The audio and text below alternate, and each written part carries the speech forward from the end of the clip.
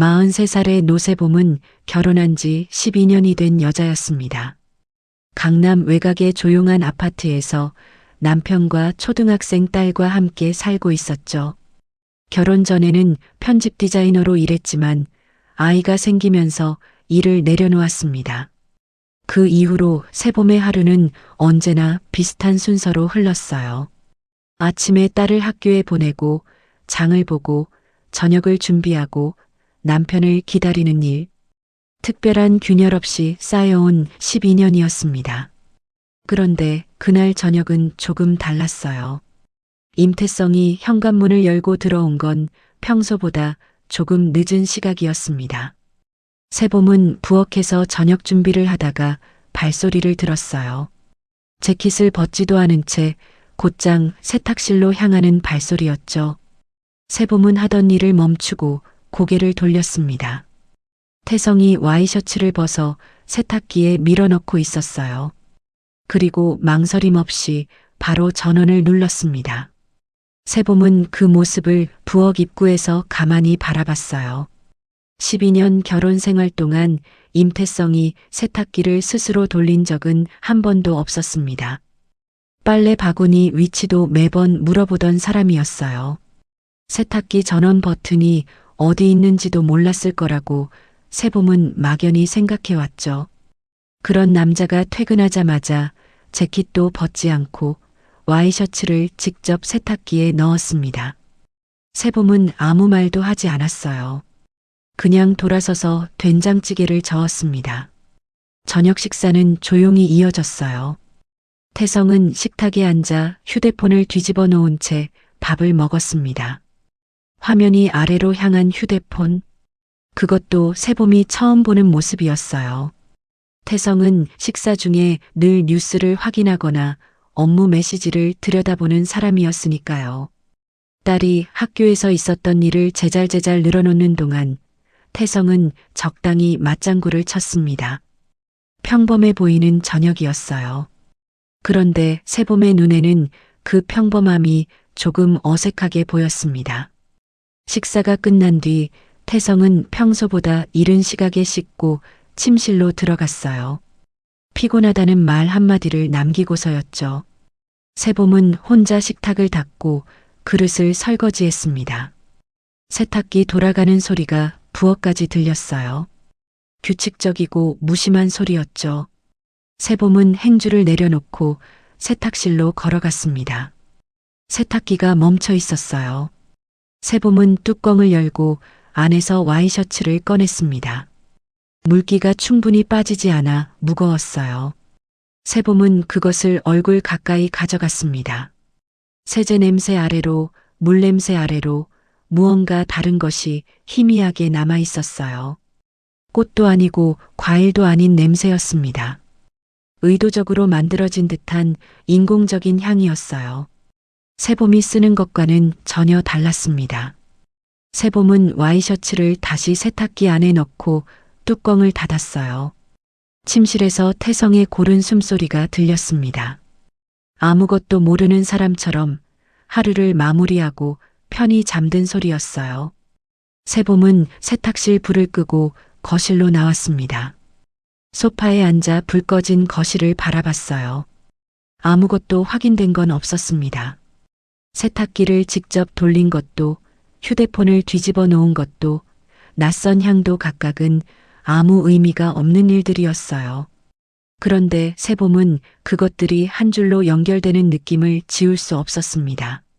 뭔가 이상하다는 감각. 12년을 함께 살아온 사람만이 느낄 수 있는 아주 작은 이탈의 냄새였어요. 별일 아니겠지. 세봄은 그렇게 중얼거리며 눈을 감았습니다. 그러나 좀처럼 잠이 오지 않았어요. 태성이 잠든 뒤였습니다.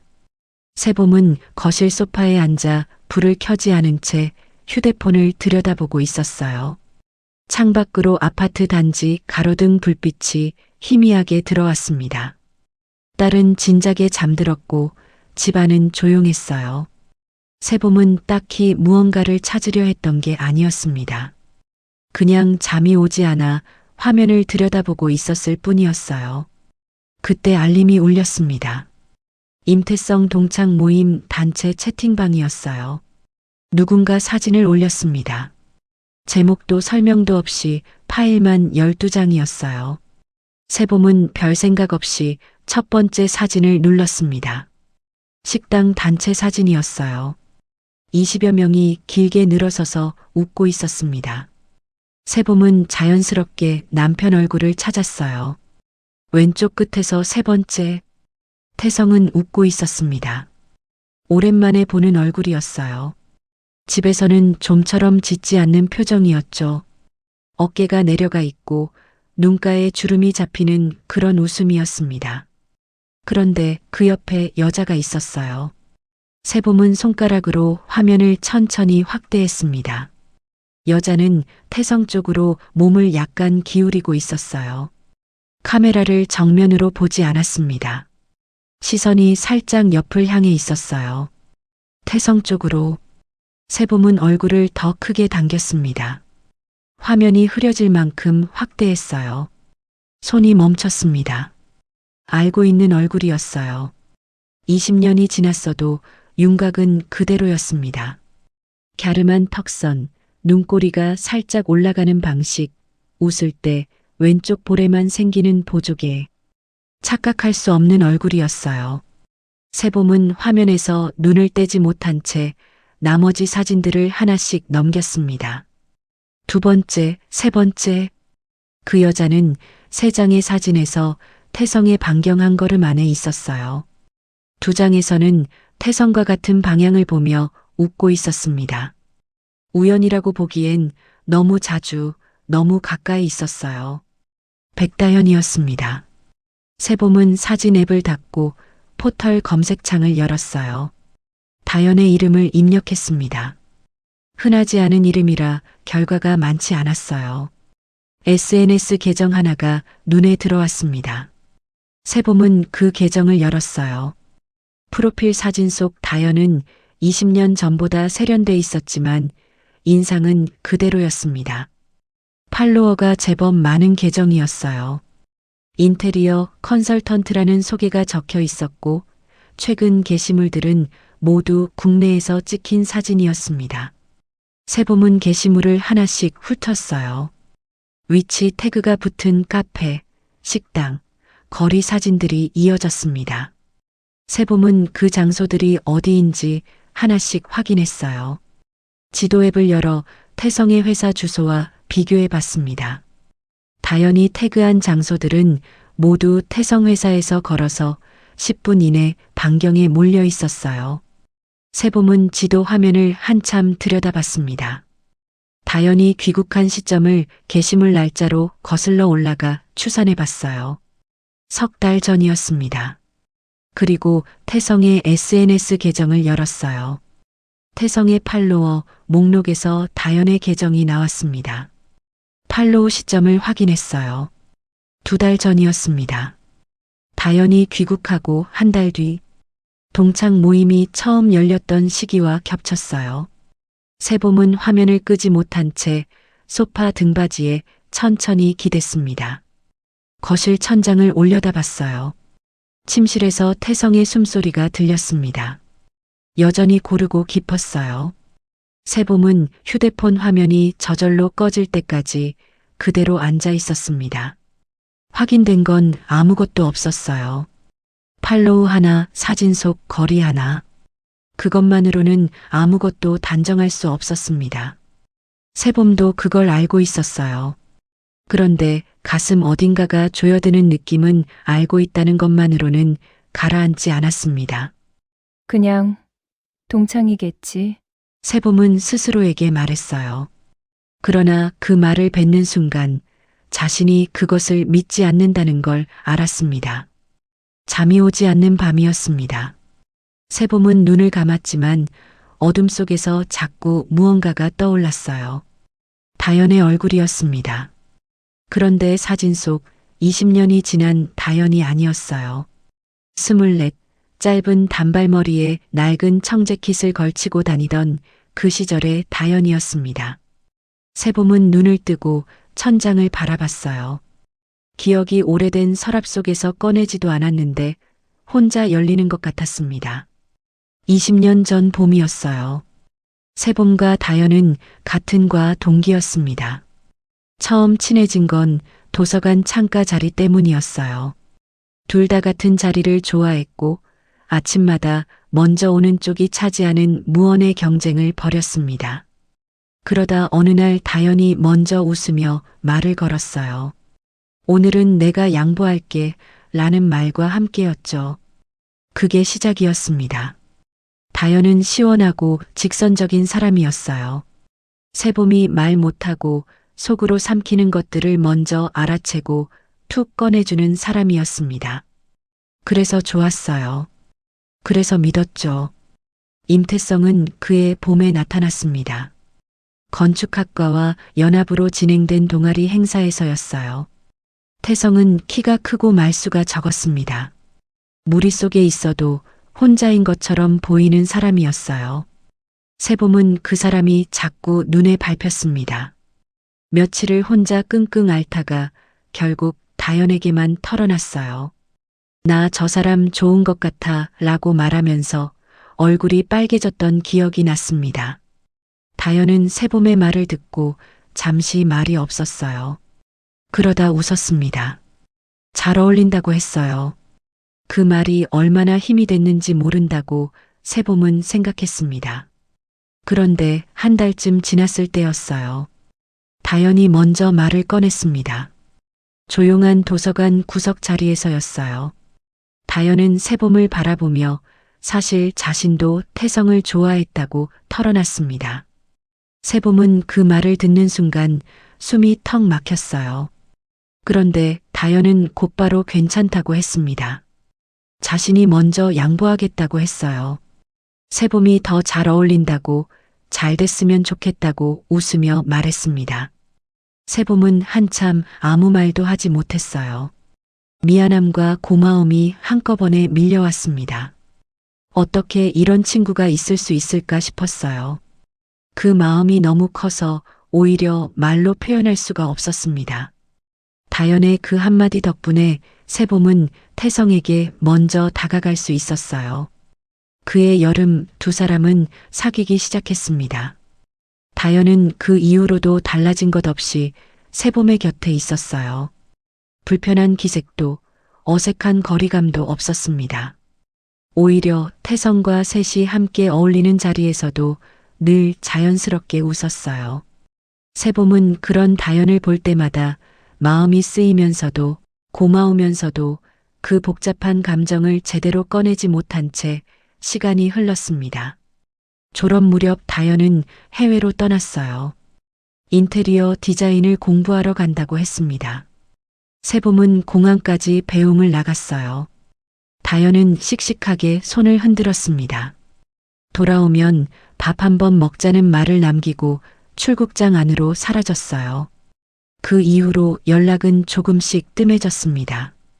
각자의 삶이 바빠졌기 때문이었어요.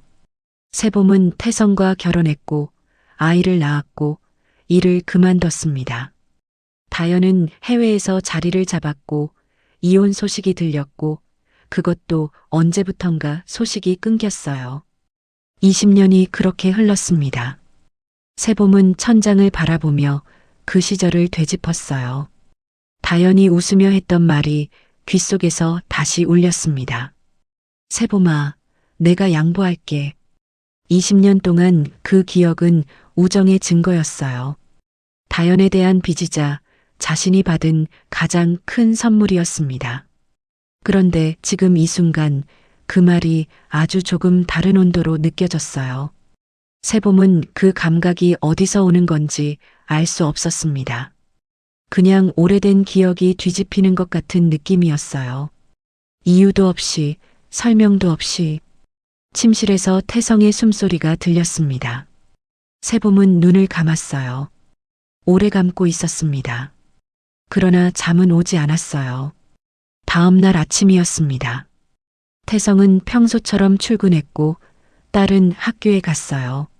세봄은 혼자 남은 집안에서 한참을 소파에 앉아 있었습니다. 설거지도 청소도 손에 잡히지 않았어요. 어젯밤부터 머릿속을 떠나지 않는 것들이 있었습니다. 세봄은 결국 휴대폰을 들었어요. 다연의 SNS 계정을 다시 열었습니다. 처음부터 천천히 훑었어요. 게시물이 100여 개 남짓 있었습니다. 가장 오래된 것부터 올라온 순서를 따라가 봤어요. 해외에서 찍힌 사진들이 한동안 이어졌습니다. 유럽풍 거리, 낯선 카페, 인테리어 현장 사진들이었어요. 그러다 어느 시점부터 배경이 바뀌었습니다. 한국 거리였어요.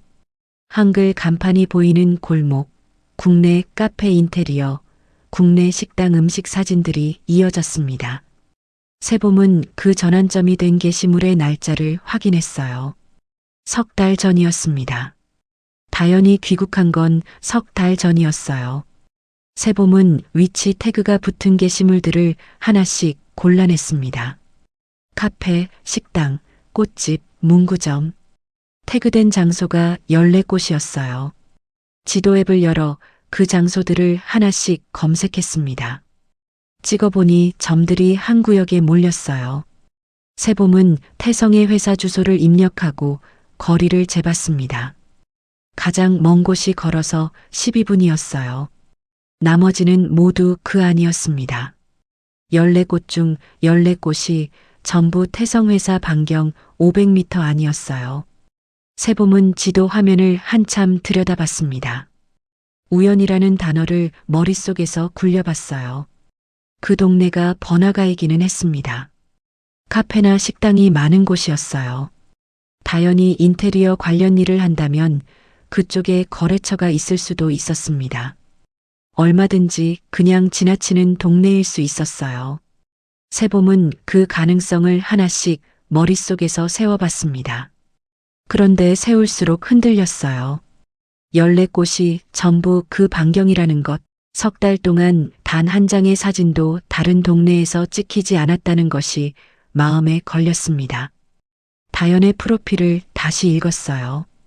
인테리어 컨설턴트, 국내 복귀. 그게 전부였습니다. 사무실 주소나 연락처는 없었어요. 세봄은 태성의 회사 홈페이지를 열었습니다. 공지사항 페이지로 넘어갔어요. 올해 초부터 사옥 리모델링 공사가 진행 중이라는 공지가 있었습니다. 외부 인테리어 업체와 협력 중이라는 내용이었어요. 업체 이름은 적혀 있지 않았습니다. 세봄은 화면을 닫았다가 다시 열었어요. 닫았다가 다시 열었습니다. 연결이 됐어요. 다연이 귀국한 시점, 태성의 사무소 리모델링 시작 시점, 태성의 SNS에 다연 팔로우가 생긴 시점. 세 가지가 2달 안에 모두 겹쳤습니다. 세봄은 그것을 우연이라고 부를 수 있는지 스스로에게 물었어요. 대답이 나오지 않았습니다. 확인된 것은 아무것도 없었어요. 의심이 사실이라는 증거도 아니라는 증거도 없었습니다. 세봄이 가진 건 숫자와 날짜와 지도 위의 점들 뿐이었어요. 그런데 그것만으로도 충분히 무거웠습니다. 세봄은 휴대폰을 소파 위에 내려놓고 일어섰어요. 창밖을 봤습니다. 봄볕이 환하게 들어오고 있었어요. 아파트 단지 암벚나무에 꽃이 피어 있었습니다. 아무 일도 없는 것처럼 환한 오전이었어요. 세봄은 그 풍경을 한참 바라보다가 주방으로 걸어갔습니다. 싱크대 앞에 서서 물을 한 잔 따랐어요. 천천히 마셨습니다. 오늘 저녁 태성에게 다연 이야기를 꺼내보기로 했어요. 직접적으로 묻지는 않을 생각이었습니다. 그냥 자연스럽게 동창 모임 이야기를 꺼내면서 이름을 한번 올려놓는 것이었어요. 그때 태성이 어떻게 반응하는지를 보면 알 수 있을 것 같았습니다. 세봄은 물컵을 내려놓으며 마음을 다잡았어요. 아직 아무것도 아닐 수 있었습니다. 12년을 함께 살아온 사람이었어요. 아직은 아무것도 아닐 수 있었습니다. 주말 아침이었습니다. 태성은 늦잠을 자다 10시가 넘어서야 식탁에 나왔어요. 딸은 이미 아침을 먹고 방에서 책을 읽고 있었습니다. 세봄은 토스트와 계란 프라이를 차려두고 맞은편에 앉았어요. 평범한 주말 아침이었습니다. 햇살이 식탁 위로 길게 들어왔고 바깥에서 아이들 뛰어노는 소리가 희미하게 들렸어요. 태성은 별말 없이 토스트를 집어들었습니다. 세봄은 커피를 한 모금 마시고 천천히 입을 열었어요. 동창 모임 사진 잘 봤다고 했습니다. 사람이 많이 나왔더라고. 오랜만에 다들 모인 거냐고 자연스럽게 물었어요. 태성은 토스트를 씹으며 그렇다고 짧게 답했습니다. 졸업하고 처음 모인 사람도 있었다고 했어요. 세봄은 고개를 끄덕이며 잠시 뜸을 들였습니다. 그러다 이름을 올려놓았어요. 백다현도 나왔더라고. 태성의 손이 멈추지 않았습니다. 토스트를 내려놓지도 시선을 들지도 않았어요. 그냥 계속 먹으면서 그래, 오랜만에 나왔더라고 답했습니다.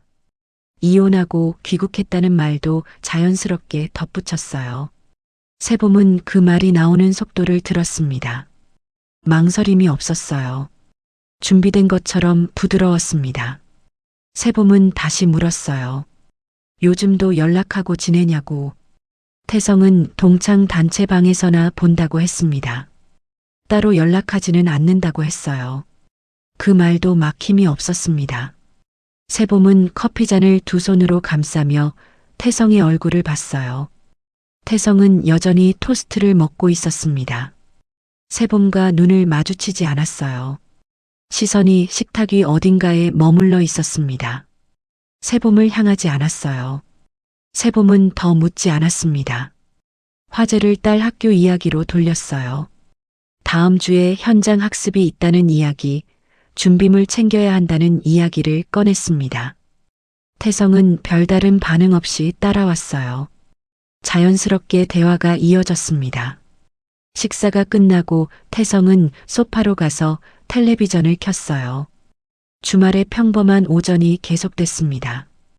아무 일도 없었던 것처럼요.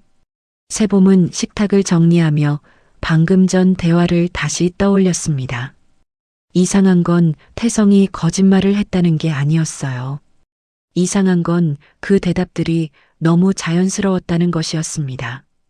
다연의 이름이 나오는 순간 대부분의 사람은 아주 짧은 사이라도 반응이 달라져요. 이름을 되뇌거나 잠깐 표정이 바뀌거나 조금 더 신경 써서 대답하거나 그런 것들이 전혀 없었습니다. 처음부터 끝까지 한치의 흔들림도 없는 대답이었어요. 마치 언제 이 질문이 올지 알고 있었던 것처럼, 마치 여러 번 연습해둔 것처럼. 그릇을 씻으면서 세봄은 태성이 다연 이야기를 하는 동안 한 번도 자신의 눈을 마주치지 않았다는 걸 떠올렸어요.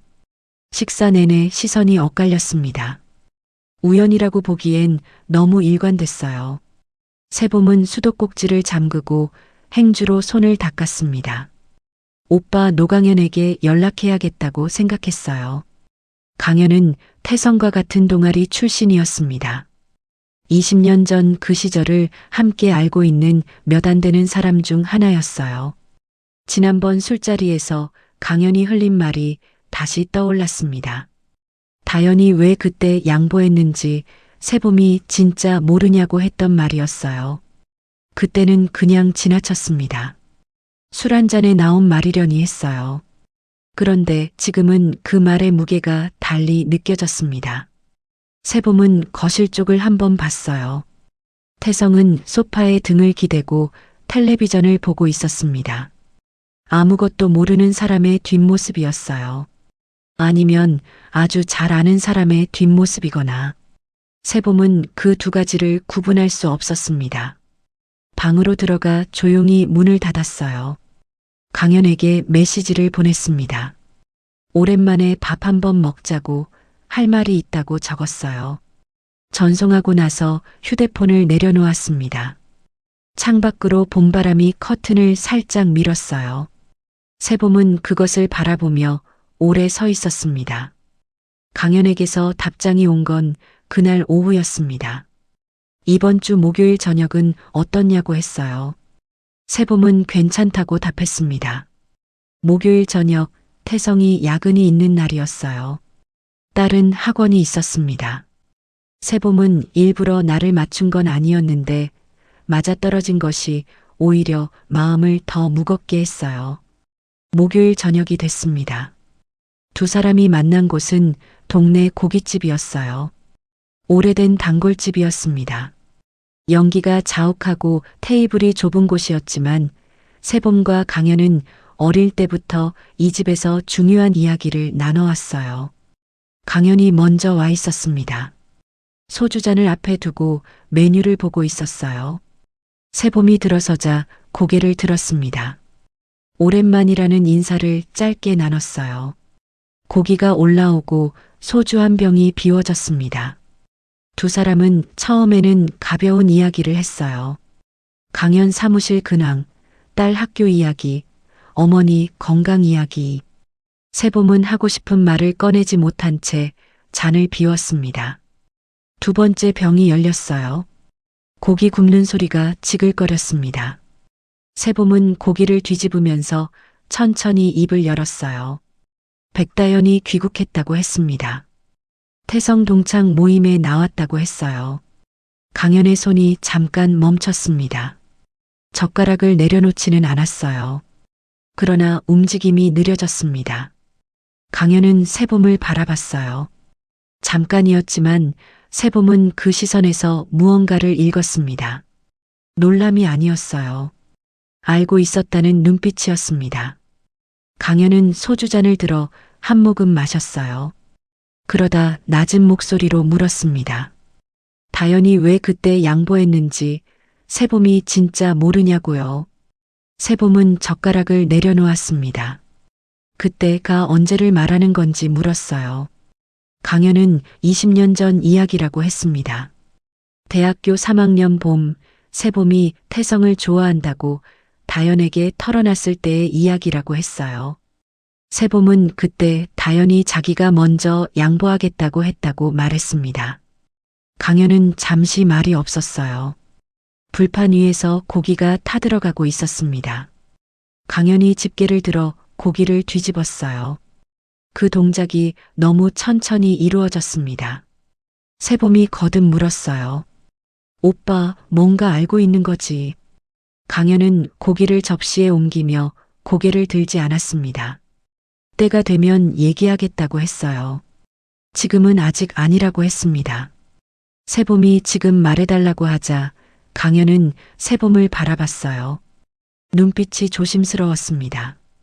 확인하고 싶은 게 생기면 그때 다시 오라고 했어요. 그때 가서 같이 얘기하자고 했습니다. 세봄은 더 이상 캐묻지 않았어요. 억지로 꺼낼 수 있는 말이 아니라는 걸 알았습니다. 강현은 세봄의 오빠이기 전에 신중한 사람이었어요.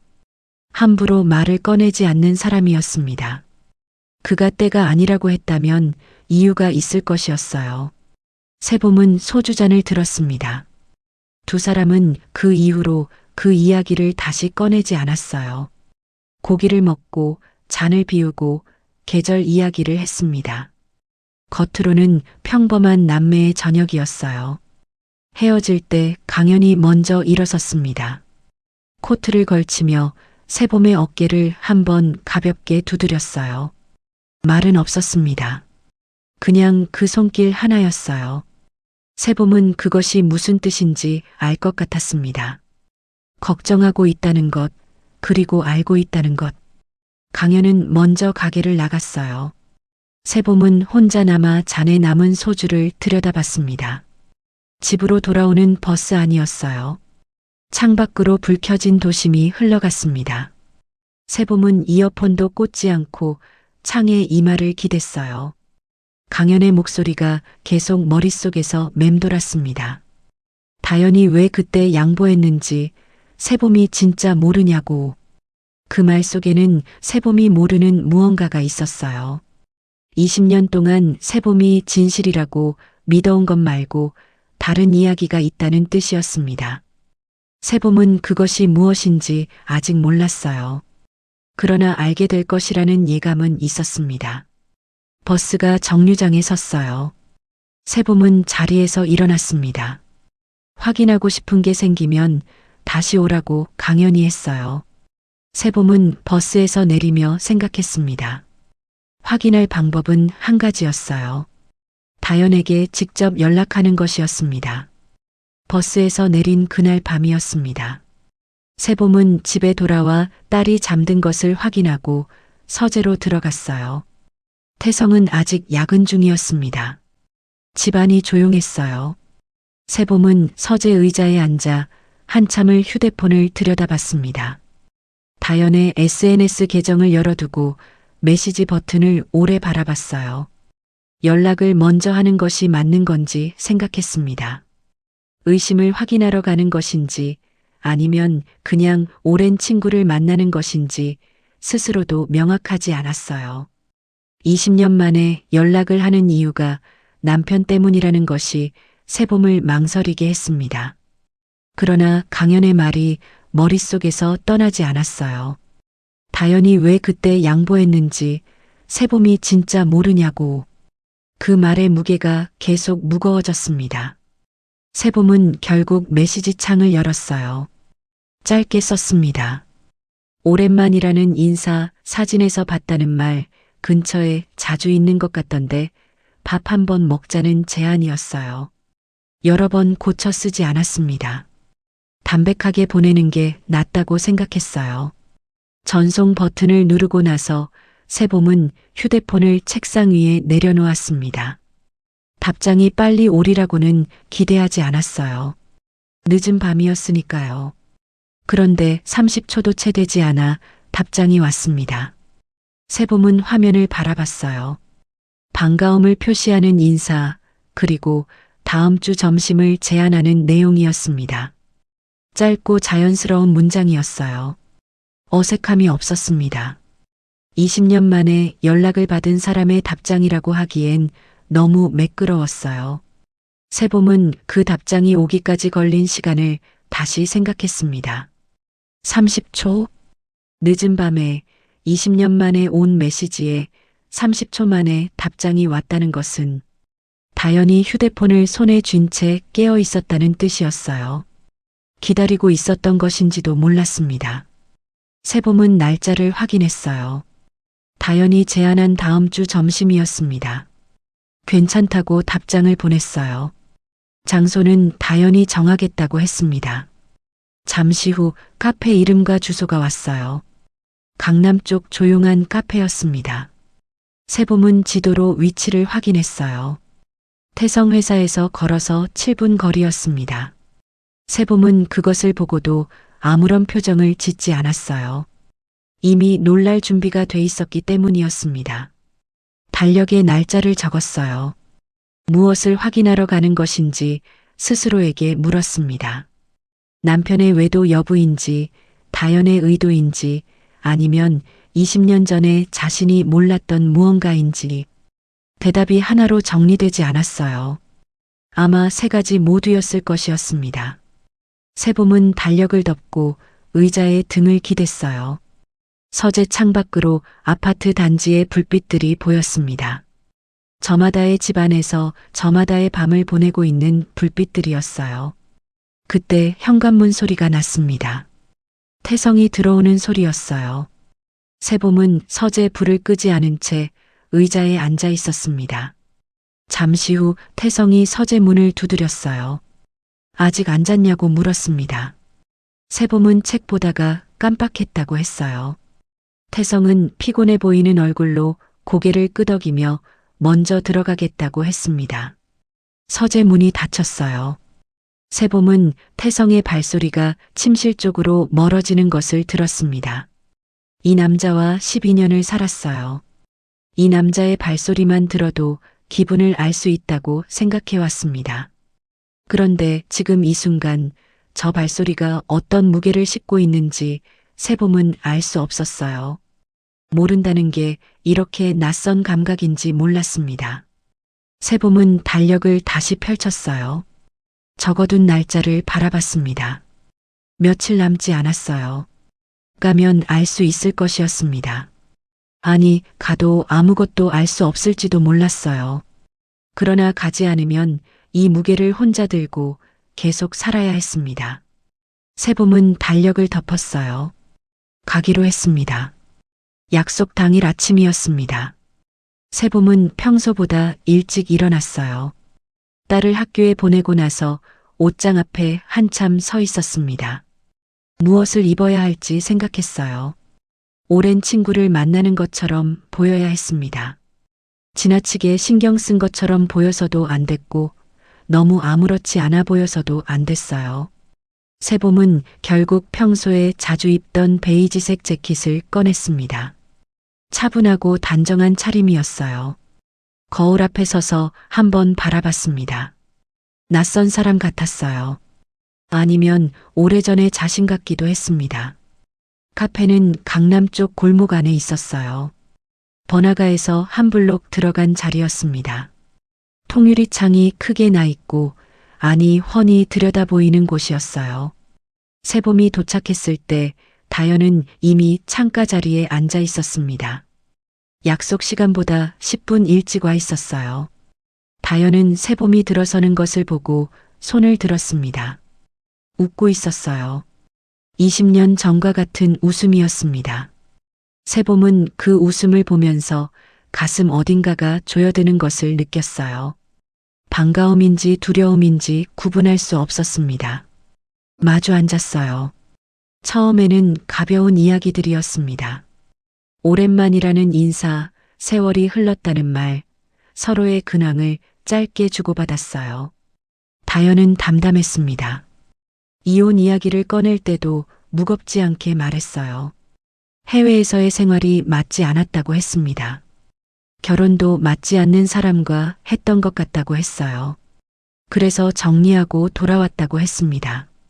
세봄은 그 말을 들으면서 고개를 끄덕였어요. 맞장구를 쳤습니다. 자연스럽게 대화가 흘렀어요. 그런데 세봄의 시선은 다른 곳에 가 있었습니다. 다현의 손목이었어요. 다현이 커피잔을 들어 올릴 때 소매가 살짝 거쳤습니다.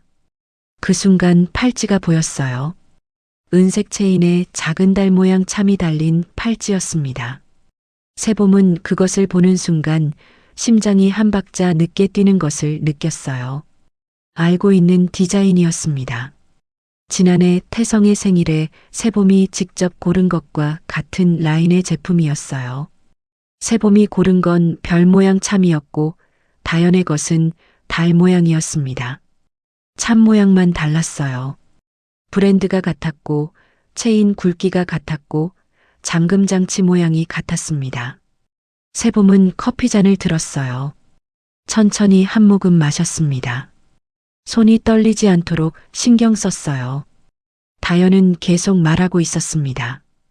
귀국하고 나서 일이 생각보다 잘 풀리고 있다고 했어요. 인테리어 쪽 거래처를 새로 잡았다고 했습니다. 세봄은 어느 쪽이냐고 물었어요. 다현은 강남 쪽이라고 했습니다. 사무소 리모델링 프로젝트가 있었는데 잘 됐다고 했어요. 세봄은 그렇구나 라고 짧게 답했습니다. 더 묻지 않았어요. 팔찌에 대해서도 아무것도 묻지 않았습니다. 두 사람은 1시간 남짓 카페에 앉아 있었어요. 헤어질 때 다현이 먼저 일어섰습니다. 다음에 또 보자고 했어요. 세봄도 그러자고 했습니다. 가게 문을 나서며 다현이 손을 흔들었어요. 세봄도 흔들었습니다. 골목을 빠져나가는 다현의 뒷모습을 세봄은 잠시 바라봤어요. 단정하고 여유 있는 걸음이었습니다. 서두르지 않는 사람의 걸음이었어요. 세봄은 카페 앞 골목에 한참 서 있었습니다. 머릿속에서 두 개의 팔찌가 겹쳐졌어요. 세봄이 태성에게 골라준 별 모양과 다현의 손목에서 본달 모양이었습니다. 같은 브랜드, 같은 라인, 같은 체인. 우연이라고 하기엔 너무 구체적으로 닮아 있었어요. 누군가 한 곳에서 함께 골랐거나 아니면 한 사람이 다른 사람의 것을 보고 같은 곳에서 샀거나 두 가지 가능성 중 어느 쪽이든 세봄이 원하는 대답이 아니었습니다. 봄볕이 골목 위로 쏟아지고 있었어요. 다현은 웃고 있었습니다. 1시간 내내 한 번도 흔들리지 않고 웃고 있었어요. 그 웃음이 자꾸 머릿속에 남았습니다. 20년 전에도 다현은 그렇게 웃었어요. 세봄아, 내가 양보할게 라고 말하면서 그렇게 웃었습니다. 세봄은 그때도 그 웃음의 안쪽을 들여다보지 못했어요. 지금도 들여다볼 수 없었습니다. 세봄은 골목을 걸어 나왔어요. 오빠 강현에게 전화를 걸었습니다. 오빠 나야. 확인하고 싶은 게 생겼어. 강현과의 통화는 짧았습니다. 세봄은 확인하고 싶은 게 생겼다는 말만 했어요. 강현은 알겠다고 했습니다. 며칠 안에 보자고 했어요. 전화를 끊고 나서 세봄은 한동안 골목 어귀에 서 있었습니다. 강현을 만나기 전에 먼저 스스로 확인할 수 있는 것들이 있었어요.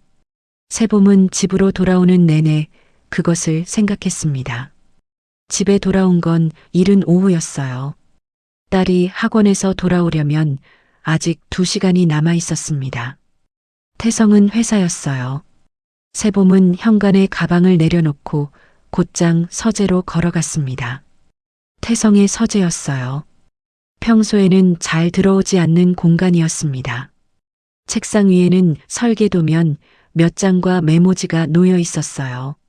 세봄은 그것들을 건드리지 않았습니다. 책장을 훑었어요. 건축 관련 서적들이 빼곡했습니다. 그 아래 서랍장으로 시선을 옮겼어요. 서랍을 하나씩 열었습니다. 첫 번째 서랍에는 업무 서류들이 있었어요.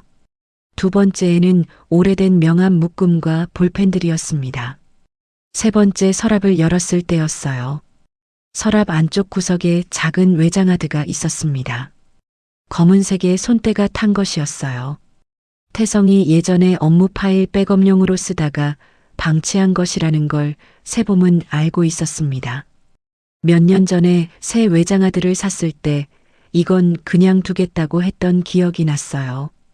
세봄은 그것을 꺼내 서재 노트북에 연결했습니다. 폴더 목록이 떴어요. 대부분은 날짜와 프로젝트명으로 정리된 업무 폴더들이었습니다. 그런데 목록 맨 아래에 이름 없이 이니셜만 적힌 폴더 하나가 있었어요. 2글자였습니다. 세봄은 그 이니셜을 보는 순간 숨이 잠깐 멎었어요. 다현의 이름 이니셜이었습니다. 폴더를 클릭했어요. 안에는 이미지 파일들이 날짜 순으로 정렬돼 있었습니다. 파일명은 날짜로만 돼 있었어요. 세봄은 가장 오래된 파일을 먼저 열었습니다. 문자 캡처 이미지였어요. 발신자와 수신자 이름이 지워져 있었습니다. 캡처하면서 편집한 것이었어요. 그러나 내용은 그대로였습니다. 가장 오래된 파일의 날짜는 15년 전이었어요. 내용은 짧았습니다. 잘 지내고 있냐는 안부였어요. 세봄은 다음 파일을 열었습니다. 또 그 다음 파일을 열었어요. 파일들은 15년 전부터 시작해서 듬성듬성 이어졌습니다. 매년 있는 건 아니었어요. 1년에 한두 번 혹은 몇 년씩 건너뛰기도 했습니다. 그러다 최근으로 올수록 간격이 좁아졌어요. 세봄은 가장 최근 파일을 열었습니다. 2달 전 날짜였어요. 내용은 이전 것들보다 길었습니다. 발신자와 수신자 이름은 역시 지워져 있었어요. 그러나 문맥은 분명했습니다. 수신자는 상대에게 오래전 자신이 떠난 건 상대 때문이 아니었다고 전하고 있었어요. 그리고 이제는 서로 알지 않느냐고 적혀 있었습니다. 마지막 문장은 짧았어요. 보고 싶다는 말이었습니다. 세봄은 화면에서 눈을 떼지 못했습니다. 파일을 닫지 않은 채 날짜를 다시 확인했어요. 2달 전이었습니다. 다현이 귀국하고 얼마 지나지 않은 시점이었어요. 태성의 SNS에 다현 팔로우가 생기기 직전이었습니다. 세봄은 폴더 안의 파일 개수를 세어봤어요. 23개였습니다. 15년 동안 23번의 기록이었어요. 지워진 줄 알았던 것들이었습니다. 아니, 지우지 않은 것들이었어요. 태성은 이것들을 지우지 않고 외장하드 안에 넣어 서랍 깊숙이 보관해 왔습니다. 세봄은 외장하드를 노트북에서 뽑았어요. 손이 천천히 움직였습니다. 외장하드를 원래 있던 자리에 다시 넣었어요. 서랍을 닫았습니다. 서재 의자에 앉아 천장을 올려다봤어요. 15년이었습니다. 세봄이 아이를 낳고 일을 그만두고 이 집에서 살아오는 동안 서재 서랍 안에는 15년의 기록이 쌓여 있었어요. 세봄은 그것을 몰랐습니다. 모른 채로 밥을 차렸고 빨래를 했고 딸을 키웠어요. 모른 채로 12년을 살았습니다. 현관문 비밀번호 누르는 소리가 들렸습니다. 딸이 학원에서 돌아온 것이었어요. 세봄은 서재 불을 끄고 나왔습니다. 딸이 가방을 내려놓으며 배고프다고 했어요. 세봄은 그래 라고 짧게 답하며 부엌으로 걸어갔습니다. 냉장고를 열었어요. 안에 뭐가 있는지 한참 들여다봤습니다. 보이지 않았어요. 무엇이 있는지 눈에 들어오지 않았습니다. 엄마, 라면 먹어도 돼? 딸의 목소리가 들렸어요. 세봄은 냉장고 문을 닫고 찬장을 열었습니다. 그래. 끓여줄게. 목소리는 평소와 같았어요. 손만 조금 늦게 움직였습니다. 강연에게 연락한 건 그날 저녁이었습니다. 외장하드에서 본 것들을 말하지는 않았어요. 그냥 볼 수 있느냐고만 했습니다. 강연은 다음날 점심을 제안했어요. 세봄은 알겠다고 했습니다. 전화를 끊고 나서 태성이 퇴근에 들어왔어요. 세봄은 평소처럼 저녁을 차렸습니다. 평소처럼 식탁에 앉았어요. 평소처럼 딸의 이야기를 들었습니다. 태성은 아무것도 눈치채지 못한 얼굴이었어요. 세봄도 아무것도 내보이지 않았습니다. 다음 날 낮이었어요. 세봄은 강연의 사무실을 찾아갔습니다. 세무사 사무실이었어요. 강남 외곽 조용한 건물 3층에 있었습니다. 직원이 안내해줬고 강연은 혼자 작은 회의실에서 기다리고 있었어요. 세봄이 들어서자 강연은 문을 닫았습니다. 커피를 권했어요. 세봄은 괜찮다고 했습니다. 두 사람은 마주 앉았어요.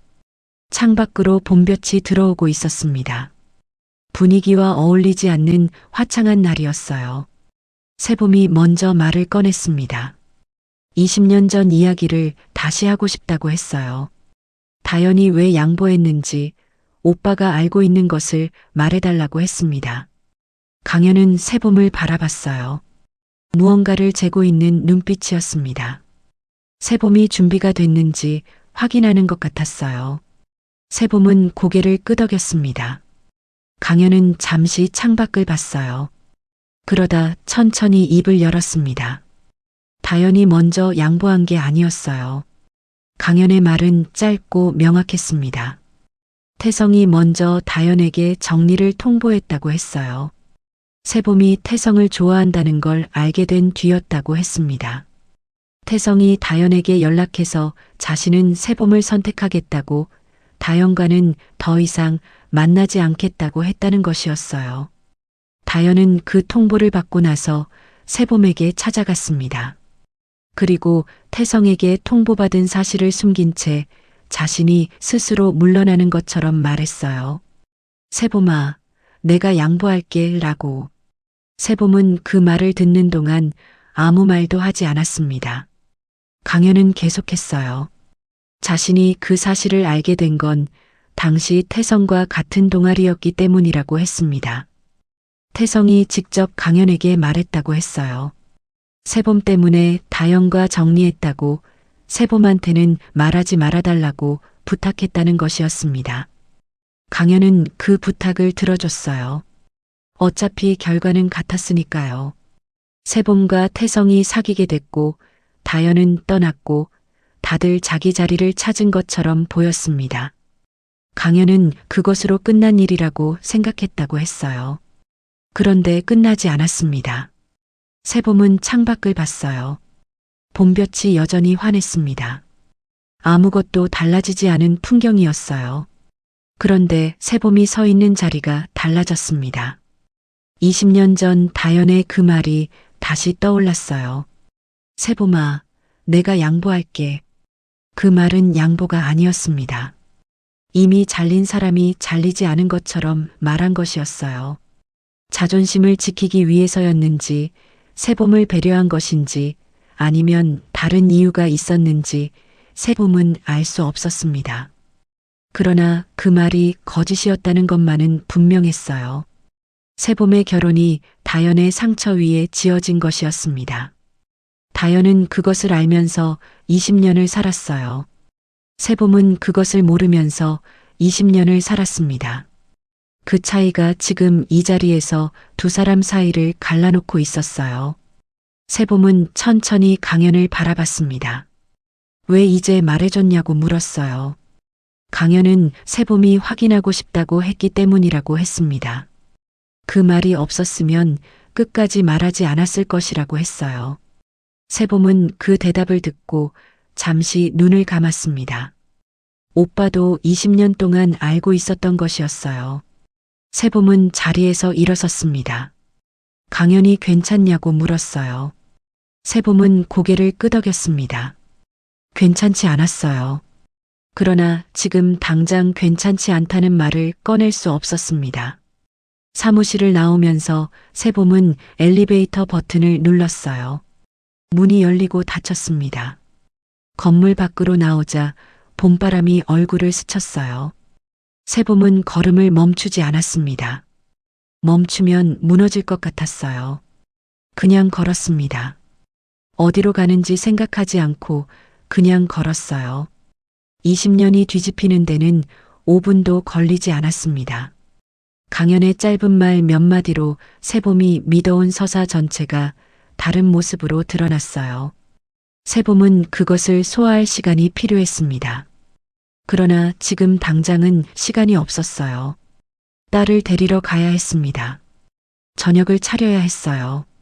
태성의 퇴근을 기다려야 했습니다. 세봄은 계속 걸었어요. 강연의 사무실에서 돌아온 건 이른 오후였습니다. 세봄은 현관문을 닫고 신발을 벗었어요. 가방을 내려놓았습니다. 그러고는 그 자리에 한참 서 있었어요. 어디로 가야 할지 몰랐습니다. 부엌도 거실도 서재도 아니었어요. 세봄은 결국 거실 바닥에 그대로 앉았습니다. 소파가 등 뒤에 있었지만 거기까지 가지 않았어요. 그냥 바닥이었습니다. 햇살이 거실 창으로 길게 들어오고 있었어요. 아무 일도 없는 것처럼 환한 오후였습니다. 세봄은 무릎을 세우고 앉아 눈을 감았어요. 강연에게 들은 말들이 다시 재생됐습니다. 태성이 먼저 다연에게 통보했다는 것, 다연은 그것을 숨기고 스스로 양보하는 것처럼 말했다는 것, 강연은 20년 동안 알고 있었다는 것. 세봄은 그 말들을 하나씩 뒤집어 봤어요. 어느 방향에서 봐도 같은 결론이 나왔습니다. 20년 전부터 세봄만 몰랐어요. 태성에 대한 배신감이 먼저 왔습니다. 12년을 함께 산 남자였어요. 서랍 안에 15년치 기록을 보관하고 있던 남자였습니다. 동창 모임 사진에서 다연 옆에 서서 집에서는 짖지 않던 표정으로 웃고 있던 남자였어요. 세봄이 다연 이야기를 꺼냈을 때 막힘없이 자연스럽게 대답했던 남자였습니다. 세봄은 그 자연스러움이 연습된 것이었다는 걸 이제 알았어요. 언젠가 이 질문이 올 것을 알고 있었던 사람의 대답이었습니다. 그 다음에는 다연에 대한 배신감이 왔어요. 20년 전 도서관 구석 자리에서 세봄아, 내가 양보할게 라고 웃으며 말했던 그 얼굴이 떠올랐습니다. 세봄은 그 말을 우정이라고 믿었어요. 다연이 자신을 위해 물러나 준 것이라고 믿었습니다. 그 믿음 위에서 태성에게 다가갔고 사랑을 했고 결혼을 했어요. 그 믿음이 지금 이 순간 완전히 다른 것으로 드러났습니다. 다연은 양보한 게 아니었어요. 이미 버려진 사람이었습니다. 그런데도 세봄에게 그것을 숨겼어요. 왜 숨겼는지, 그 마음이 무엇이었는지 세봄은 알 수 없었습니다. 그런데 가장 오래 세봄을 붙잡은 건 그 두 가지가 아니었어요. 세봄이 믿어온 자기 자신의 이야기였습니다. 20년 동안 세봄은 스스로를 친구의 배려를 받은 여자라고 생각했어요. 다연이 양보해줬기 때문에 태성을 얻을 수 있었다고 믿었습니다. 그 믿음은 다연에 대한 빚이기도 했고 자신의 결혼에 대한 설명이기도 했어요. 그런데 그 설명이 처음부터 틀렸습니다. 태성은 스스로 다연을 버리고 세봄을 선택했어요. 다연의 양보 같은 건 없었습니다. 세봄이 무언가를 받은 게 아니었어요. 그냥 태성이 선택한 것이었을 뿐이었습니다. 그것이 왜 이렇게 무너지는 느낌인지 세봄은 처음에 알 수 없었어요. 한참을 앉아 있다가 조금씩 알 것 같았습니다. 20년 동안 세봄의 결혼은 다연의 희생 위에 있었어요. 그 서사가 세봄에게는 일종의 무게였습니다. 다연에게 빚진 것 같은 느낌, 더 잘 살아야 한다는 느낌, 이 결혼을 소중히 여겨야 한다는 느낌. 그것들이 세봄을 묶어온 것들이었어요. 그런데 그 무게가 처음부터 없었다면 세봄은 어떻게 살았을까요? 다른 선택을 했을까요? 일을 계속했을까요? 다른 무언가를 붙잡고 있었을까요? 세봄은 그 질문에 대답할 수 없었습니다. 시계를 봤어요. 딸이 학원에서 돌아오려면 1시간 남짓 남아 있었습니다. 세봄은 거실 바닥에서 천천히 일어섰어요. 무릎이 저렸습니다. 얼마나 오래 앉아 있었는지 몰랐어요. 부엌으로 걸어가서 물을 한 잔 따랐습니다. 천천히 마셨어요. 창밖으로 아파트 단지 안나무들이 바람에 흔들리고 있었습니다. 연두색 잎들이 햇살을 받아 반짝였어요. 저녁에 태성이 퇴근에 들어왔습니다. 세봄은 평소처럼 저녁을 차렸어요. 평소처럼 밥을 먹었습니다. 평소처럼 딸의 이야기를 들었어요. 태성은 아무것도 눈치채지 못했습니다. 세봄도 아무것도 내보이지 않았어요. 식사가 끝나고 태성이 텔레비전을 켰습니다. 딸은 방으로 들어갔어요. 세봄은 설거지를 했습니다. 물소리가 났어요. 그 소리 아래로 세봄은 조용히 결심을 굳혔습니다. 다연을 다시 만나야 했어요. 이번에는 모든 걸 알고 가는 자리였습니다. 이번에는 웃으며 헤어지지 않을 것이었어요. 다연에게 연락한 건 그 다음 날 아침이었습니다. 세봄은 짧게 썼어요. 다시 보자고 할 말이 있다고 했습니다. 이번에는 지난번처럼 반갑게 시작하는 인사를 쓰지 않았어요. 다연은 이번에도 빠르게 답장을 보냈습니다. 언제가 좋냐고 했어요. 세봄은 이틀 뒤를 제안했습니다. 다연은 괜찮다고 했어요. 장소는 세봄이 정하겠다고 했습니다. 지난번 카페가 아닌 곳으로 하고 싶었어요. 세봄은 한강변 카페를 골랐습니다. 탁 트인 곳이었어요. 벽 사이에서 나누는 이야기가 아니라 바깥 공기 속에서 해야 할 것 같았습니다. 이틀이 지났어요. 세봄은 약속 장소에 먼저 도착했습니다. 강가가 내려다 보이는 창가 자리에 앉았어요. 봄볕이 물 위에서 반짝이고 있었습니다. 평화로운 오후였어요. 세봄은 그 풍경을 바라보며 오늘 무슨 말을 할 것인지 마음속으로 정리했습니다. 감정적으로 쏟아내는 자리가 되어서는 안 됐어요. 알고 싶은 것이 있었습니다. 그것을 확인하는 자리였어요. 다연이 들어왔습니다. 오늘은 지난번보다 조금 더 단정한 차림이었어요. 세봄을 발견하고 걸어오는 걸음이 여유로웠습니다. 자리에 앉으면서 날씨가 좋다고 했어요. 세봄은 그래 라고 짧게 답했습니다. 음료를 주문했어요. 잠시 침묵이 흘렀습니다. 지난번처럼 가벼운 이야기로 시작하는 분위기가 아니라는 걸 다연도 느끼는 것 같았어요. 표정이 조금 달라졌습니다. 여전히 부드러웠지만 긴장의 기색이 있었어요. 세봄이 먼저 입을 열었습니다.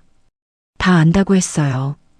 20년 전 태성이 먼저 다연에게 통보했다는 것, 다연이 그것을 숨기고 양보인 척 했다는 것, 그리고 지금 두 사람이 다시 만나고 있다는 것을 하나씩 꺼낼 때마다 세봄은 다연의 얼굴을 봤습니다. 다연은 부정하지 않았어요. 눈을 피하지도 않았습니다. 세봄의 말이 끝날 때까지 가만히 듣고 있었어요.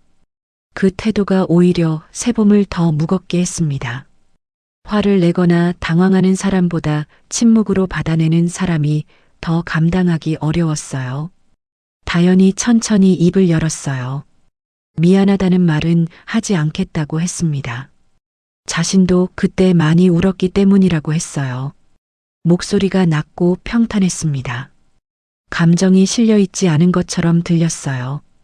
그런데 그 평탄함이 오히려 20년이 지났다는 것을, 이 사람이 이 이야기를 이미 오래전에 소화했다는 것을 보여줬습니다. 세봄은 물었어요. 그럼 왜 돌아온 거냐고. 다연은 잠시 강을 봤습니다. 대답을 고르는 것 같았어요. 그러다 돌아왔을 때 어디로 갈지 생각하다 보니 이곳이 됐다고 했습니다. 태성을 되찾으러 온 건지 아니면 다른 무언가인지는 자신도 모른다고 했어요. 솔직한 대답이었습니다. 그 솔직함이 세봄을 또 다른 방식으로 무너뜨렸어요. 아기가 분명한 사람보다 스스로도 정리되지 않은 사람이 더 다루기 어려웠습니다. 세봄은 잠시 창밖을 봤어요. 강물이 천천히 흘러가고 있었습니다. 세봄은 다시 다연을 바라봤어요. 20년 전 도서관 자리에서 처음 말을 걸어온 그 사람이었습니다. 짧은 단발머리에 낡은 청재킷을 입고 오늘은 내가 양보할게 라고 웃던 그 사람이었어요. 그때 세봄은 그 웃음의 안쪽을 보지 못했습니다. 지금은 보였어요. 20년 전 그 웃음 뒤에는 방금 버려진 사람의 자존심이 있었습니다. 무너지지 않으려고 먼저 일어서는 사람의 얼굴이었어요. 세봄은 자리에서 일어섰습니다. 다연을 내려다봤어요. 한마디를 남겼습니다. 나한테 미안하지 않아도 돼. 그냥 이제 그만. 다연은 대답하지 않았어요. 세봄은 돌아서서 카페를 나왔습니다. 문을 열고 나오자 강바람이 얼굴을 스쳤어요. 세봄은 멈추지 않았습니다. 강변 산책로를 따라 걸었어요. 뒤를 돌아보지 않았습니다. 다연이 따라오지 않는다는 것을 알았어요. 그 사람은 쫓아오는 사람이 아니었습니다. 20년 전에도 쫓아오지 않았어요. 바람이 계속 불었습니다. 세봄은 걸으면서 눈물이 나오는지 확인했어요. 나오지 않았습니다. 아직은 아닌 것 같았어요. 아니면 이미 너무 많은 것들이 한꺼번에 무너져서 어디서부터 울어야 할지 모르는 것인지도 몰랐습니다. 강물은 세봄의 걸음과 같은 방향으로 흘러가고 있었어요. 느리지도 빠르지도 않은 속도였습니다. 세봄은 그 흐름을 따라 한참을 걸었어요. 이제 남은 건 하나였습니다. 태성이었어요. 그날 저녁이었습니다. 세봄은 딸을 일찍 재웠어요. 평소보다 조용하게 씻기고 책을 읽어주고 불을 껐습니다. 딸이 잠드는 것을 확인하고 나서 방문을 조용히 닫았어요. 거실로 나오니 태성이 소파에 앉아 텔레비전을 보고 있었습니다. 리모컨을 손에 쥔 채 채널을 이리저리 돌리고 있었어요. 세봄은 텔레비전 앞에 서서 태성을 바라봤습니다. 태성이 고개를 들었어요. 세봄의 표정을 보고 리모컨을 내려놓았습니다. 세봄은 안방으로 가자고 했어요. 두 사람은 안방으로 들어갔습니다. 세봄이 문을 닫았어요. 딸이 깨지 않도록 조심스럽게 닫았습니다. 태성은 침대 끝에 걸터 앉았어요.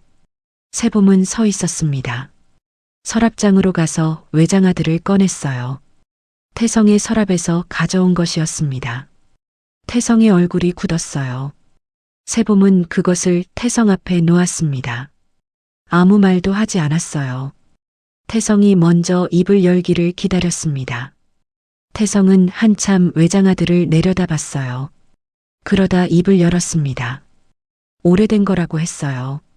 별게 아니라고 했습니다. 세봄은 그 말을 끊었어요. 다영과 나눈 내용을 알고 있다고 했습니다. 날짜도 내용도 2달 전 것까지 전부 다 봤다고 했어요. 태성의 말이 멈췄습니다. 세봄은 계속했어요. 20년 전 태성이 먼저 다연에게 통보했다는 것도 안다고 했습니다. 강연에게 들었다고 했어요. 태성의 얼굴에서 혈색이 빠졌습니다. 잠시 침묵이 흘렀어요. 태성이 해명을 시작했습니다. 다영과는 아무 일도 없었다고 했어요. 오래된 감정이 남아 있었던 건 사실이지만 선을 넘은 적은 없다고 했습니다. 외장하드 안의 것들은 그냥 지우지 못하고 있었던 것뿐이라고 했어요. 세봄은 그 말을 듣는 동안 태성의 눈을 봤습니다. 태성은 세봄의 눈을 마주쳤어요. 이번에는 피하지 않았습니다. 그것이 오히려 이상했어요. 들킨 사람이 이제야 눈을 마주치고 있었습니다. 세봄은 해명을 듣고 싶지 않다고 했어요. 목소리가 낮고 평탄했습니다. 화가 나 있지 않았어요. 그것이 태성을 더 당황하게 만드는 것 같았습니다. 세봄은 이혼 절차를 시작하겠다고 했어요. 변호사를 알아봤다고 했습니다. 딸 문제는 천천히 이야기하자고 했어요. 당분간 다른 곳에서 지내달라고 했습니다. 말하는 내내 감정이 실리지 않았어요. 오래 생각해온 말들이었습니다. 이미 여러 번 되뇌어온 것들이었어요. 태성이 무릎을 꿇었습니다. 세봄은 그 모습을 내려다봤어요. 12년을 함께 산 남자가 바닥에 무릎을 꿇고 있었습니다. 세봄은 그것을 보면서 아무것도 움직이지 않는 것을 느꼈어요. 측은함도 분노도 흔들림도 없었습니다. 이미 무너진 것들이 너무 많았어요. 태성의 외도만이 아니었습니다. 20년 전의 거짓말, 15년의 기록, 강연이 알고도 말하지 않은 것, 다연이 웃으며 포장했던 말. 그 모든 것들이 한꺼번에 무너진 뒤였어요. 태성 혼자 무릎을 꿇는다고 해서 다시 세워지는 것들이 아니었습니다. 세봄은 태성에게 오늘 밤 안에 짐을 챙겨달라고 했어요. 태성은 한동안 바닥에 있었습니다. 그러다 천천히 일어섰어요. 세봄의 얼굴을 한번 봤습니다. 세봄은 시선을 돌리지 않았어요. 태성은 옷장으로 가서 짐을 꾸리기 시작했습니다. 세봄은 안방을 나왔어요. 거실 소파에 앉아 딸 방 쪽을 바라봤습니다. 불이 꺼진 방이었어요. 조용했습니다. 세봄은 딸이 자는 동안 이 일이 일어나고 있다는 것이 다행이라고 생각했어요. 한참 뒤 안방 문이 열렸습니다. 태성이 가방을 들고 나왔어요. 현관 앞에 서서 세봄을 봤습니다. 무언가 더 말하고 싶은 얼굴이었어요. 세봄은 먼저 말하지 않았습니다. 태성은 결국 아무 말도 하지 못하고 신발을 신었어요. 현관문이 열렸다 닫혔습니다. 발소리가 복도에서 멀어졌어요. 엘리베이터 소리가 났습니다. 그리고 조용해졌어요. 세봄은 소파에 앉아 그 조용함을 들었습니다. 12년 만에 처음으로 혼자인 밤이었어요. 무섭지 않았습니다. 그냥 조용했어요. 세봄은 창밖을 바라봤습니다. 아파트 단지 가로등 불빛이 창으로 들어왔어요. 오래 바라봤습니다. 그러다 눈물이 났어요. 소리 없이 흘렀습니다. 무엇 때문인지 알 수 없었어요. 태성 때문인지, 다연 때문인지, 20년 전 자신 때문인지, 아니면 그냥 너무 오래 참았기 때문인지 몰랐습니다. 세봄은 닦지 않고 그냥 두었어요. 태성이 나간 다음 날 아침이었습니다. 세봄은 평소와 같은 시각에 일어났어요. 딸을 깨우고 아침을 차렸습니다. 딸은 아빠가 없는 것을 눈치챘는지 밥을 먹으면서 아빠 어디 갔냐고 물었어요. 세봄은 잠시 멈췄다가 출장 갔다고 했습니다. 딸은 그렇구나 하고 다시 밥을 먹었어요. 세봄은 그 짧은 대화가 오래 마음에 남았습니다. 언젠가는 제대로 설명해야 할 것이었어요. 그러나 지금은 아직 아니었습니다. 딸을 학교에 보내고 나서 집안이 조용해졌어요. 세봄은 설거지를 마치고 거실 소파에 앉았습니다. 아무것도 하지 않고 한참을 앉아 있었어요. 어젯밤의 일들이 아직 몸 어딘가에 남아 있었습니다. 태성이 짐을 챙기던 소리, 현관문이 닫히던 소리, 그 뒤에 찾아온 조용함. 세봄은 그것들을 하나씩 되짚었어요. 무너지는 느낌은 없었습니다. 오히려 무언가가 정리된 느낌이었어요. 오래 미뤄온 일을 드디어 마친 것 같은 그런 감각이었습니다. 한참을 앉아 있다가 세봄은 자리에서 일어났어요. 서재로 걸어갔습니다. 태성의 서재였지만 이제는 그냥 서재였어요. 책장 앞에 섰습니다. 건축 서적들이 빼곡한 책장이었어요. 세봄은 그것들을 훑다가 시선을 아래로 내렸습니다. 책장 맨 아래 칸이었어요. 거기에 낡은 파일 박스가 하나 있었습니다. 세봄 것이었어요. 결혼하면서 가져왔지만 한 번도 열지 않은 채 그 자리에 있었던 것이었습니다. 세봄은 그것을 꺼냈어요. 먼지가 앉아 있었습니다. 손으로 훑어냈어요. 거실로 가져와서 소파 위에 올려놓았습니다. 박스를 열었어요. 안에서 오래된 냄새가 났습니다. 종이 냄새였어요. 파일들이 차곡차곡 쌓여 있었습니다. 세봄은 맨 위에서부터 하나씩 꺼냈어요. 첫 번째 파일에는 대학 졸업 작품이 들어 있었습니다. 잡지 레이아웃 디자인이었어요. 활자와 이미지를 조합한 작업이었습니다. 세봄은 그것을 펼쳐들었어요. 오래됐지만 정성이 보였습니다. 지금 봐도 나쁘지 않았어요. 두 번째 파일에는 입사 후 첫 해에 작업한 것들이었습니다. 잡지 편집 디자인, 브로슈어 레이아웃, 광고 시안들이었어요. 세봄은 한 장씩 넘겼습니다. 기억이 돌아왔어요. 이 작업을 할 때 며칠 밤을 새웠다는 것, 저 시안은 처음에 클라이언트에게 퇴짜를 맞았지만 결국 채택됐다는 것, 그 브로슈어는 인쇄소에서 색이 다르게 나와서 다시 작업했다는 것, 손끝에 기억이 붙어 있는 것들이었습니다. 세봄은 그것을 12년 동안 여기 넣어두고 한 번도 꺼내지 않았어요. 그때 딸이 없는데도 딸 방 쪽에서 소리가 났습니다. 착각이었어요. 세봄은 다시 파일로 시선을 내렸습니다. 세 번째 파일을 열었어요. 결혼하기 바로 전해에 작업한 것들이었습니다.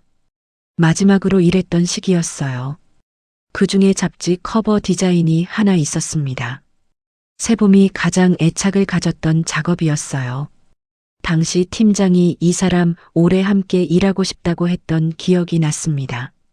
그 말을 들은 다음 해에 세봄은 일을 그만뒀어요. 세봄은 그 커버 디자인을 소파 등받이에 기대어 세워놓고 바라봤습니다. 한참을 봤어요. 지금의 자신이 이것을 다시 할 수 있을지 생각했습니다. 12년이 지났어요. 프로그램도 바뀌었고 트렌드도 바뀌었고 업계도 달라졌을 것이었습니다. 처음부터 다시 시작해야 할지도 몰랐어요. 그런데 이상하게 그 생각이 무섭지 않았습니다. 오히려 무언가가 조금씩 열리는 느낌이었어요. 오래 닫아뒀던 문이 살짝 틈을 내는 것 같았습니다. 오후가 됐어요. 딸이 학교에서 돌아왔습니다. 엄마! 세봄은 거실에 앉아 파일들을 펼쳐놓은 채였습니다. 딸이 거실로 들어오다가 멈췄어요. 엄마 뭐해요? 세봄은 딸을 바라봤어요. 엄마가 옛날에 만든 것들이야. 딸이 가방을 내려놓고 소파 옆에 앉았어요. 파일들을 들여다봤습니다. 이거 다 엄마가 만든 거야? 응. 이쁘다. 진심으로 들렸습니다. 세봄은 딸의 옆모습을 봤어요. 태성을 닮은 눈매였습니다. 그런데 웃을 때 생기는 보조개는 세봄을 닮았어요. 세봄은 딸의 머리를 한번 쓸어줬습니다. 딸은 다른 것도 보여달라고 했어요. 세봄은 다음 파일을 펼쳤습니다. 두 사람은 한동안 그렇게 앉아 있었어요. 저녁이 됐습니다. 딸이 방으로 들어간 뒤 세봄은 파일들을 다시 정리했어요.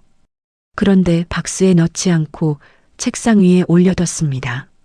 그러고는 휴대폰을 들었어요. 오래전 같이 일했던 선배의 이름을 연락처에서 찾았습니다. 편집 디자인 에이전시를 운영하는 사람이었어요. 세봄이 일을 그만둘 때 아쉬워했던 선배였습니다. 마지막 연락이 몇 년 전이었지만 번호는 남아 있었어요. 메시지를 썼습니다. 오랜만이라는 인사와 함께 프리랜서로 다시 시작하고 싶은데 기회가 있으면 한번 봐달라고 했어요. 짧고 직접적인 문장이었습니다. 보내고 나서 휴대폰을 내려놓았어요. 답장이 올지 안 올지 몰랐습니다. 와도 좋고 안 와도 세봄은 다른 곳에 연락할 생각이었어요. 이것이 시작이었습니다. 첫 번째 연락이었어요. 창밖으로 봄밤이 내려앉고 있었습니다. 세봄은 책상 위에 올려둔 커버 디자인을 다시 봤어요. 12년 전 자신이 만든 것이었습니다. 그런데 지금 이 순간 그것이 낡아 보이지 않았어요. 오히려 지금의 자신이 그 시절의 자신에게 조금 가까워지고 있는 것 같았습니다. 잃어버린 게 아니었어요. 그냥 오래 닫아뒀던 것이었습니다. 열면 됐어요. 며칠이 지났습니다. 선배에게서 답장이 왔어요. 반갑다고 했습니다. 한번 보자고 했어요. 다음 주 미팅을 잡았습니다. 세봄은 그 메시지를 받고 나서 오래 휴대폰을 들고 있었어요. 기쁨이라고 하기엔 너무 조용한 감각이었습니다. 그냥 무언가가 움직이기 시작했다는 느낌이었어요. 오래 멈춰 있던 것이 조금씩 방향을 찾아가는 것 같았습니다. 변호사 사무실에도 다녀왔어요. 이혼 절차에 대한 상담이었습니다. 세봄은 혼자 갔어요. 변호사는 차분하게 과정을 설명해 줬습니다. 재산 분할, 양육권, 위자료. 세봄은 메모를 했어요. 손이 떨리지 않았습니다. 상담을 마치고 나오면서 생각했어요. 생각보다 할 수 있는 일들이 많았습니다. 생각보다 혼자서도 결정할 수 있는 것들이 많았어요. 12년 동안 몰랐던 것들이었습니다. 그날 오후였어요. 딸 학교 시간에 맞춰 학교 앞으로 걸어가던 중이었습니다. 봄볕이 따뜻했어요. 골목 양쪽으로 작은 가게들이 늘어서 있었습니다. 꽃집 앞에 튤립이 놓여 있었고 제과점에서 빵 굽는 냄새가 흘러나왔어요. 세봄은 천천히 걸었습니다. 서두르지 않았어요. 그때였습니다. 건너편 인도에서 낯익은 뒷모습이 보였어요. 단정한 코트, 여유 있는 걸음걸이. 백다연이었습니다. 다연은 세봄을 보지 못한 채 골목 쪽으로 걸어가고 있었어요. 세봄은 걸음을 멈추지 않았습니다. 속도를 늦추지도 않았어요. 그냥 걸으면서 건너편을 봤습니다. 다연의 뒷모습이 작아지다가 골목 모퉁이로 사라졌어요. 세봄은 그것을 끝까지 지켜봤습니다. 쫓아가지 않았어요. 소리내어 부르지도 않았습니다. 다연이 사라지고 나서도 세봄은 같은 속도로 걸었어요. 마음 어딘가가 움직였는지 확인했습니다. 분노는 없었어요. 그리움도 없었습니다. 오래된 감정들이 정리된 자리에 남아있는 것은 그냥 고요함이었어요. 20년 전의 다연, 지난번 카페에서 가면을 벗었던 다연, 그리고 지금 막 사라진 다연의 뒷모습. 그 모든 것이 이제 세봄의 이야기가 아니었습니다. 더 이상 세봄이 안고 가야 할 무게가 아니었어요. 학교 앞에 도착하자 아이들이 쏟아져 나오고 있었습니다. 딸이 무리 속에서 세봄을 발견하고 손을 흔들었어요. 뛰어왔습니다. 가방이 들썩이며 흔들렸어요. 세봄은 딸이 달려오는 것을 보면서 입꼬리가 올라가는 것을 느꼈습니다. 자기적이지 않은 웃음이었어요. 오랜만에 자연스럽게 나온 웃음이었습니다. 딸이 세봄 앞에 섰어요. 숨을 고르면서 오늘 저녁 뭐 먹을 거냐고 물었습니다. 세봄은 내가 먹고 싶은 거 먹자고 했어요. 딸이 잠깐 생각하더니 떡볶이라고 했습니다. 세봄은 그러자고 했어요. 두 사람은 나란히 걷기 시작했습니다. 딸이 오늘 학교에서 있었던 일을 말하기 시작했어요. 짝꿍이 지우개를 빌려달라고 했는데 안 돌려줬다는 이야기였습니다. 세봄은 들으면서 고개를 끄덕였어요. 골목을 꺾었습니다. 다연이 사라진 방향과는 반대였어요. 세봄은 그것을 의식하지 않았습니다. 그냥 떡볶이 가게가 있는 쪽으로 걷는 것이었어요. 딸이 손을 잡았습니다. 작고 따뜻한 손이었어요. 세봄은 그 손을 꼭 쥐었습니다. 봄바람이 골목 안으로 들어왔어요. 세봄은 고개를 조금 들었습니다. 하늘이 맑았어요. 구름 한 점 없는 파란 하늘이었습니다. 세봄은 오래 올려다봤어요. 엄마, 왜 그래? 그냥 하늘이 예뻐서. 딸도 고개를 들었습니다. 그러네 라고 했어요. 두 사람은 다시 걷기 시작했습니다. 딸의 이야기가 계속됐어요. 지우개 이야기가 끝나고 급식 이야기로 넘어갔습니다. 세봄은 들었어요. 대답했습니다. 웃었어요. 걸음은 빠르지 않았습니다. 어디를 향해 가는지 알고 있었어요. 서두르지 않아도 됐습니다.